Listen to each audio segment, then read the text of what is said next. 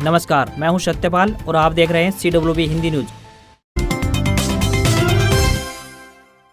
हरियाणा मौसम अपडेट। हरियाणा में महेंद्रगढ़ सबसे ठंडा रहा। न्यूनतम तापमान 3.9 डिग्री सेल्सियस। प्रदेश में अगले 3 दिन छाएगी धुंध और चलेगी शीतलहर। हरियाणा में शुक्रवार को भी शीतलहर और धुंध का प्रकोप जारी रहा। प्रदेश में महेंद्रगढ़ सबसे ठंडा रहा। यहाँ का न्यूनतम तापमान 3.9 डिग्री सेल्सियस दर्ज किया गया, जबकि नारनौल का तापमान 5 डिग्री सेल्सियस रहा। पिछले दिनों की तुलना में तापमान में -1.2 डिग्री सेल्सियस की गिरावट देखी गई। प्रदेश में हिसार सहित अन्य जिलों में धुंध का प्रकोप रात को ही शुरू हो गया। सुबह धुंध के चलते सड़कों पर वाहनों की गति धीमी पड़ती दिखाई दी। हवा की औसत गति की बात करें तो 2.9 किलोमीटर प्रति घंटा रही। मौसम विभाग ने प्रदेश के 13 जिलों में ऑरेंज अलर्ट जारी किया गया है। ये जिले अंबाला, कुरुक्षेत्र, कैथल, करनाल, झज्जर, रोहतक, सोनीपत, पानीपत, सिरसा, फतेहाबाद, हिसार, जींद और भिवानी जिले हैं। इन जिलों में घना कोहरा पड़ा है, जबकि हिसार, रोहतक, सोनीपत, पानीपत, झज्जर, जींद और भिवानी में कोहरे के साथ साथ सबसे अधिक ठंड भी है। मौसम वैज्ञानिकों के अनुसार प्रदेश में अगले 3 दिनों से शीतलहर और कोहरा पड़ेगा। ऐसे में 26 दिसंबर तक प्रदेश में लोगों को कोहरे और ठंड से राहत के आसार दिखाई नहीं दे रहे हैं। हरियाणा राज्य में आमतौर पर मौसम 27 दिसंबर तक खुश्क परंतु परिवर्तनशील रहने की संभावना जताई गई है। पश्चिमी विक्षोभ के आंशिक प्रभाव से 24 दिसंबर दोपहर बाद से 26 दिसंबर तक बीच बीच में राज्य के ज्यादातर क्षेत्रों में आंशिक बदलवाई देखने को मिलेगी। हरियाणा में भारत जोड़ो यात्रा समाप्त। राहुल गांधी बोले, बीजेपी RSS नफरत का बाजार, कांग्रेस उसी में मोहब्बत की दुकान मिटा नहीं सकते। भारत जोड़ो यात्रा कर रहे राहुल गांधी ने हरियाणा के फरीदाबाद में कहा कि नरेंद्र मोदी जब 2014 और 2019 का चुनाव लड़ रहे थे तो उन्होंने कांग्रेस मुक्त भारत का नारा दिया था। कांग्रेस एक संगठन या राजनीतिक दल नहीं बल्कि सोचने व जीने का तरीका है। बीजेपी और RSS नफरत के बाजार है, कांग्रेस उसी नफरत के बाजार में मोहब्बत की दुकान है। नरेंद्र मोदी अपने संगठन को समझे। RSS व बीजेपी के लोग नफरत, हिस्सा और डर फैलाते हैं। उसे नरेंद्र मोदी समझ गए, लेकिन कांग्रेस की सोच व विचारधारा को नहीं समझ पाए। इस देश से मोहब्बत कोई नहीं मिटा सकता। हरियाणा में कैंसर पीड़ितों के लिए सीएम का बड़ा फैसला। स्टेज 3 व 4 के रोगियों को मिलेगी 2500 रुपए मासिक पेंशन। बजट में 68 करोड़ 50 लाख रुपए का प्रावधान। हरियाणा सरकार ने कैंसर पीड़ितों के लिए बड़ा फैसला किया है। सीएम मनोहर लाल ने स्टेज 3 व 4 के कैंसर पीड़ितों के लिए 2500 रुपए मासिक पेंशन शुरू करने का निर्णय लिया है। इससे राज्य सरकार के खजाने पर 68 करोड़ 42 लाख रुपए से अधिक का अतिरिक्त वित्तीय भार पड़ेगा। आपको यहाँ पर बता दें कि इससे पहले देश में केवल त्रिपुरा ही एक ऐसा राज्य है जो स्टेज 3 के कैंसर पीड़ितों को 1000 रुपए की मासिक वित्तीय सहायता दे रहा है। मुख्यमंत्री ने मई 2022 में कैंसर पीड़ितों से मिलकर आश्वासन दिया था कि डॉक्टर को भगवान का दूसरा रूप माना जाता है। वह डॉक्टर तो नहीं है, लेकिन मानवता के नाते वे कैंसर पीड़ितों की हर संभव मदद करेंगे। उन्होंने बताया कि यह सहायता उन मरीजों को दी जाएगी जिनके परिवार की वार्षिक आय 3 लाख रुपए तक है। यह पेंशन मरीज के जीवित रहने तक जारी रहेगी। हरियाणा के गृह मंत्री अनिल विज का जनता दरबार स्थगित। हर शनिवार अंबाला कैंट में लगता था। कोरोना के खतरे को देखकर लिया बड़ा फैसला। चीन समेत अन्य देशों में कोविड की स्थिति बिगड़ती देख हरियाणा में सरकार कदम उठाने जा रही है। कोविड के नए वेरिएंट के खतरे को भांपते हुए हरियाणा के गृह एवं स्वास्थ्य मंत्री अनिल विज ने प्रत्येक शनिवार को लगने वाला अपना जनता दरबार स्थगित कर दिया है। जनता दरबार आगामी आदेशों तक स्थगित रहेगा। गौरतलब है कि गृह मंत्री अनिल विज का प्रत्येक शनिवार को अंबाला कैंट के PWD रेस्ट हाउस में जनता दरबार लगाया जाता था, जिसमें प्रदेश भर से हजारों की संख्या में लोग शिकायतें लेकर पहुंचते हैं। दरबार में मौके पर ही गृह मंत्री अनिल विज उनकी समस्याओं को स्वयं सुनते हुए उनके निवारण के लिए अधिकारी को दिशा निर्देश देते हैं। हरियाणा में बड़ी पहल। अनाउंसमेंट से सुबह 4:30 बजे जगाए जाएंगे विद्यार्थी। छुट्टियों में 10वीं और 12वीं की कक्षा 4 घंटे क्लास। हरियाणा में विद्यार्थियों को अल सुबह पढ़ाई कराने के लिए शिक्षा विभाग ने एक नया तरीका खोजा है। रोज सुबह धार्मिक स्थलों से अनाउंसमेंट की जाएगी कि विद्यार्थी उठ जाएं और पढ़ाई में लग जाएं। इसके तहत सभी अभिभावक अपने बच्चों को सुबह 4:30 बजे जगाएंगे। 5:15 बजे तक बच्चे पढ़ने लगेंगे। बच्चे समय पर उठे और पढ़े यह चेक करने की ड्यूटी टीचर्स को सौंपी जाएगी। व्हाट्सएप ग्रुप में वे चेक कर सकेंगे कि कितने बच्चे पढ़ रहे हैं। विभाग का तर्क है कि पढ़ाई के लिए सुबह का समय सबसे उपयुक्त होता है। उस समय मस्तिष्क तरोताजा होता है। सुबह 2.5 से 3 घंटे पढ़ाई की योजना तैयार की गई है। इस बारे में पत्र जारी किया जाएगा। शुरुआत में यह योजना बोर्ड कक्षाओं यानी 10वीं और 12वीं के लिए लागू होगी। खास बात यह है कि इस बार 10वीं और 12वीं की कक्षा में पढ़ने वाले विद्यार्थियों को शीतकालीन अवकाश नहीं मिलेंगे। उनकी सुबह 10 बजे से लेकर दोपहर 2 बजे तक कक्षाएं लगेंगी। नव चयनित पंचायत सदस्यों से शिक्षा विभाग आह्वान करेगा कि वे पूरे गाँव में सुबह सुबह पढ़ाई का वातावरण बनाएं। इसके तहत सुबह सुबह धार्मिक स्थलों से अनाउंसमेंट की जाएगी कि विद्यार्थी उठ जाएं और पढ़ाई में लग जाएं। इससे विद्यार्थियों को पढ़ाई के रोज 2 से 3 घंटे अतिरिक्त मिलेंगे।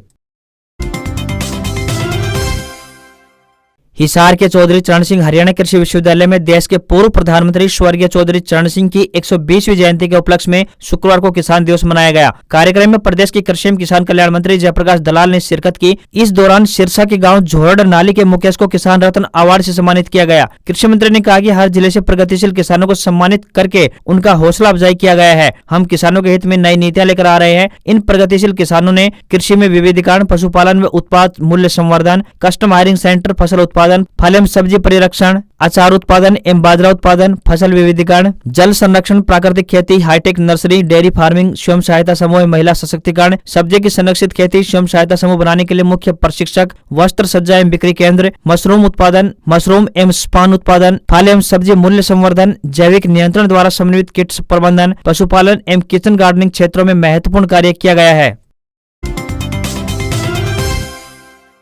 सिरसा में INLD को बड़ी सफलता, अभय चौटाला के बेटे ने संभाला जिला परिषद चेयरमैन का पद। हरियाणा के सिरसा जिले में जिला परिषद चेयरमैन को लेकर चली आ रही आंख मिचौली खत्म हो गई। इंडियन नेशनल लोकदल यानी INLD ने बड़ी सफलता हासिल करते हुए अभय चौटाला के बेटे कर्ण चौटाला को जिला परिषद चेयरमैन बनाया है। इनेलो प्रत्याशी कर्ण चौटाला ने आम आदमी पार्टी के गुरबेज सिंह को हराकर चेयरमैन का पद हासिल किया, जबकि वाइस चेयरमैन का पद आजाद प्रत्याशी मीना देवी के हाथ लगा है। उन्होंने भी आम आदमी पार्टी के प्रत्याशी संदीप कौर को हराया। जिला परिषद चेयरमैन के पद के लिए हुए इस चुनाव में इनेलो प्रत्याशी कर्ण सिंह चौटाला को कुल 12 वोट हासिल हुए, जबकि उनके प्रतिद्वंदी प्रत्याशी गुरबेज सिंह को 6 वोट हासिल हुए। वहीं वाइस चेयरमैन के चुनाव में आजाद प्रत्याशी मीना रानी को 13 वोट मिले, जबकि उनके प्रतिद्वंदी संदीप कौर को 6 वोट हासिल हुए।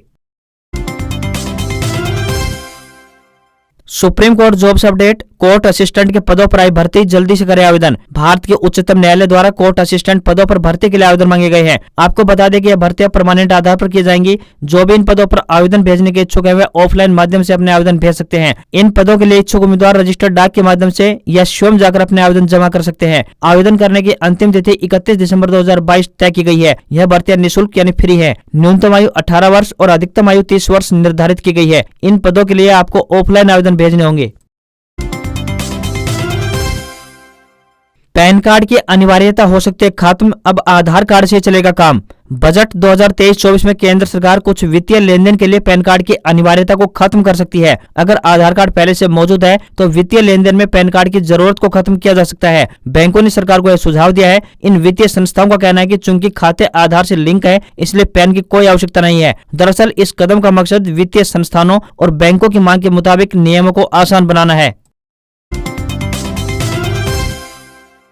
हरियाणा के नाम एक और बड़ी उपलब्धि, जींद में लगेगा देश का पहला हाइड्रोजन गैस प्लांट। हरियाणा के हिस्से में एक और बड़ी उपलब्धि आने वाली है। हिंदुस्तान का पहला हाइड्रोजन गैस प्लांट यहां स्थापित होने जा रहा है। जींद रेलवे जंक्शन पर स्थापित होने वाले इस हाइड्रोजन गैस प्लांट पर 120 करोड़ रुपए की लागत राशि खर्च होगी। इस प्लांट का निर्माण कार्य दिसंबर 2023 तक पूरा होने की उम्मीद जताई जा रही है। इस प्लांट में निर्मित गैस से ट्रेनों का संचालन किया जाएगा। योजना के तहत 8 ट्रेनें चलाई जाएंगी, जिनमें से एक ट्रेन में 400 किलोग्राम हाइड्रोजन भरी जाएगी। इस हाइड्रोजन प्लांट में निर्मित गैस से पहली ट्रेन सोनीपत ट्रैक पर रफ्तार होती हुई दिखाई देगी।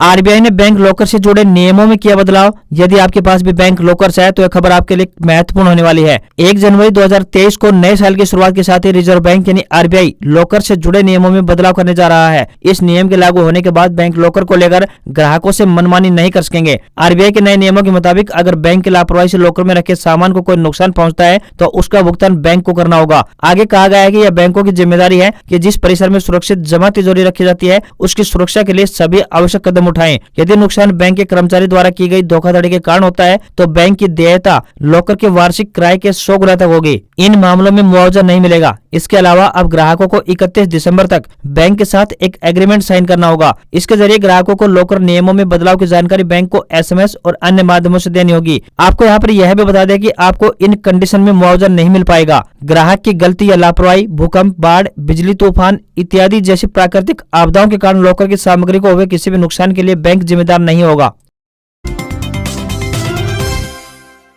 गरीबों को 2023 तक मुफ्त राशन देगी सरकार, 81.3 करोड़ को मिलेगा फायदा। केंद्र सरकार ने देश के 81.3 करोड़ गरीबों को साल 2023 तक मुफ्त राशन देने का फैसला किया है। शुक्रवार को पीएम मोदी की अध्यक्षता में हुई बैठक में खाद्य सुरक्षा कानून के तहत यह बड़ा फैसला लिया गया। केंद्रीय मंत्री पीयूष गोयल ने बताया कि गरीबों को मुफ्त यानी फ्री राशन देने पर सरकार पर 2 लाख करोड़ रुपए का अतिरिक्त बोझ पड़ेगा। नीलामी इतिहास में सबसे महंगे सैम करन पूरन सबसे कीमती विकेटकीपर ऑलराउंडर पर वर्ष 103.95 करोड़ रुपए। इंग्लैंड के all rounder Sam Curran Indian Premier League यानी आईपीएल की नीलामी के इतिहास में सबसे महंगे बिकने वाले खिलाड़ी बन गए हैं। कोच्चि में शुक्रवार को हुए मिनी ऑक्शन में 24 साल के करन को 18.5 करोड़ रुपए में पंजाब किंग्स ने खरीदा है। निकोलस पूरन अब तक के सबसे महंगे विकेटकीपर है। उन्हें लखनऊ सुपर जॉयंट्स ने 16 करोड़ में खरीदा। ऑलराउंडर्स सबसे ज्यादा डिमांड में रहे, उन पर 103.95 करोड़ रुपए खर्च किए गए। यह नीलामी में खर्च की गई राशि का 62.25% है। आपको यहाँ पर यह भी बताते चले कि टीमों के पास 206.50 करोड़ रुपए का टोटल पर्स था और अधिकतम 87 प्लेयर्स खरीदे जा सकते थे। 405 खिलाड़ियों के नाम नीलामी में थे, लेकिन 153 खिलाड़ियों पर ही बोली लगी। 73 अनसोल्ड रहे और 80 प्लेयर्स को खरीदार मिल गए। इनमें 29 विदेशी तो वहीं भारतीय 51 खिलाड़ी शामिल रहे। इंग्लैंड की टेस्ट टीम के कप्तान बेन स्टोक्स को 16.25 करोड़ रुपए मिले। उन्हें चेन्नई सुपर किंग्स ने खरीदा। भारत जोड़ो यात्रा की आज दिल्ली में एंट्री। 23 किलोमीटर के सफर के बाद 9 दिन का रेस्ट। 3 जनवरी से दोबारा शुरू होगी यात्रा। कांग्रेस की भारत जोड़ो यात्रा 108वें दिन यानी शनिवार आज दिल्ली में एंट्री करने वाली है। यात्रा बदरपुर बॉर्डर से 24 दिसंबर को सुबह 6:30 बजे शुरू होगी। दिल्ली कांग्रेस विंग के मुताबिक यात्रा एक दिन में 23 किलोमीटर का सफर तय करेगी और शाम 4:30 बजे लाल किले पर समाप्त होगी। इसके बाद यात्रा में 9 दिन का ब्रेक रहेगा। रिपोर्ट्स के मुताबिक साउथ के एक्टर कमल हासन भी दिल्ली में आज भारत जोड़ो यात्रा में शामिल हो सकते हैं। वे लाल किला पहुंचने से पहले दोपहर 3 बजे यात्रा ज्वाइन करेंगे। इधर दिल्ली ट्रैफिक पुलिस ने कांग्रेस के भारत जोड़ो यात्रा के चलते शनिवार को बदरपुर बॉर्डर से लाल किले तक हैवी ट्रैफिक रहने की संभावना जताई है। पुलिस ने लोगों से कहा है कि यात्रा रूट से हटकर जाने वाली सड़क या फिर बाईपास का इस्तेमाल करें। साथ ही अपने वाहन की जगह पब्लिक ट्रांसपोर्ट से आए जाएं। 7 दिसंबर को कन्याकुमारी से शुरू हुई यात्रा ने अब तक 9 राज्यों का सफर तय कर लिया है। इनमें तमिलनाडु, केरल, कर्नाटक, तेलंगाना, आंध्र प्रदेश, महाराष्ट्र, मध्य प्रदेश, राजस्थान और हरियाणा शामिल है। हालांकि हरियाणा में यात्रा का दूसरा फेज अभी बाकी है। कोरोना के डर से बाजार में बिकवाली हावी। सेंसेक्स 980 अंक टूटकर 59,845 पर बंद। निफ्टी 320 अंक टूटा। सरकारी बैंकों के शेयर सबसे ज्यादा गिरे। कोरोना के डर के बीच भारतीय शेयर बाजार में हफ्ते के 5वें और आखिरी कारोबारी दिन गिरावट देखने को मिली है। बाजार में चौथे कारोबारी दिन यह गिरावट सामने आई है। सेंसेक्स 980 अंक टूटकर 59,845 के स्तर पर बंद हुआ। निफ्टी 320 अंक गिरकर यानी 17,806 के स्तर पर आ गया। सेंसेक्स के 30 में से 29 शेयरों में गिरावट सामने आई है। वहीं सराफा बाजार की बात करें तो सराफा बाजार में सोने में गिरावट और चांदी में तेजी देखने को मिली। 24 कैरेट सोना 54,366 रुपए प्रति 10 ग्राम पर बंद हुआ। वहीं चांदी की बात करें तो ये 67,822 रुपए प्रति किलोग्राम पर पहुंच गई है। वहीं रुपया डॉलर के मुकाबले 7 पैसे कमजोर हुआ है। $1 का रेट 82 रुपए 86 पैसे के स्तर पर पहुंच गया है। आज खबरों में बस इतना ही। देखते रहिए CWB हिंदी न्यूज। नमस्कार।